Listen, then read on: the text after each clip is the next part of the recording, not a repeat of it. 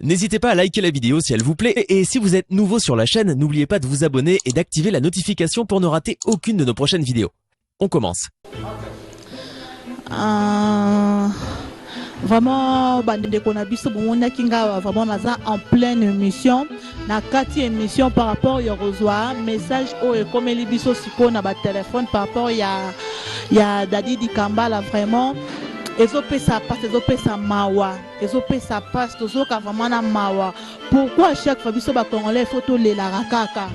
Pourquoi chaque fois ceux qui kara comédien à Bali, à Boé, ceux qui kara comédien à Beli, il faut to yo senga na gouvernement.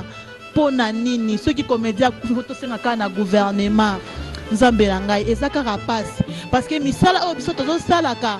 Tozate tozala engagé te. Bafutaka biso na fin du mois te po mutazo ratambongo aluka tamu ya ko vivre na ndako na bana. Ezaka misala o tosalaka so producteur aye asali apesio caché tout dépendant na caché. Vraiment eza mawe eza passe aba producteur ba yeka lisute théâtre kufa théâtre comme nango théâtre internet théâtre comme nango ka théâtre ya internet basali théâtre bachango na YouTube batali bazwali sumbongo te na théâtre.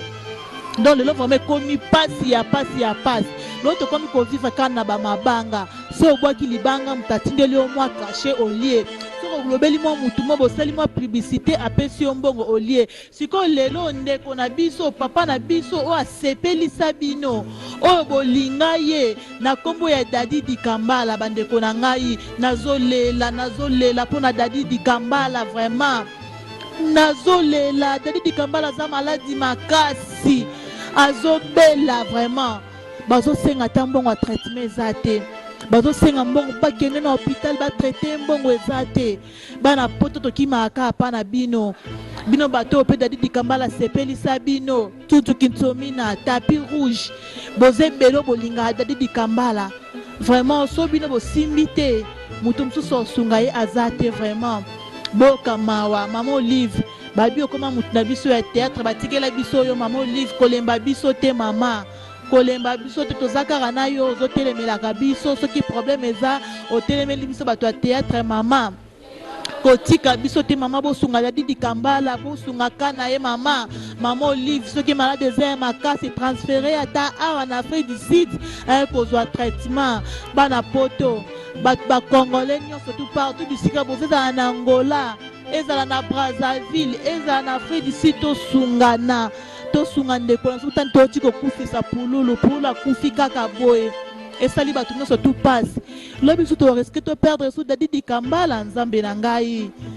nzambe vraiment bandeko na ngai bosunga Dadi vraiment bosunga Dadi toza na ba président na biso baza wana yo za na poto za na besoin osunga Dadi Dikambala toko senga numéro Dadi Dikambala prochainement tokotinda bino to bo contact tokotindela bino to bo compte bobeti na Facebook bomona pe Facebook ya ye moko Dadi Dikambala bokosola na vraiment bosunga Dadi Dikambala bosunga botika ete mo bandeko na biso boza na poto bozebele ba président Mike Duchesse ba président Ansluzolo, papa Lisala, vraiment posé belé, papa Po, vraiment Po Firenze, bo sanga na ba anniversaire, bo sanga na ba duche, 2 minutes boleke belé, meta, bo sunga vraiment de kona biso po lobby, torolele sou Dikambala, eza pasi musalo to sala to sepel sarabino mais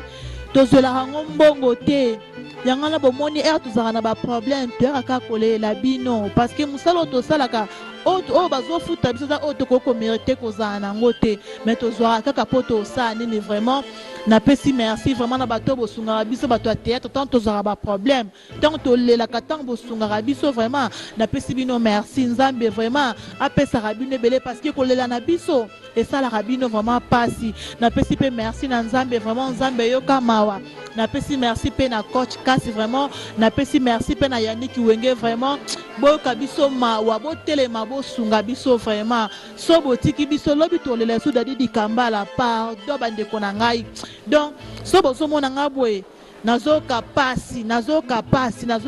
komona Dadi Dikambala o nga na yebaki na o nga na moni vraiment esali pasi mingi vraiment to simbala kaka to sungala vraiment et ozala malamu mingi merci.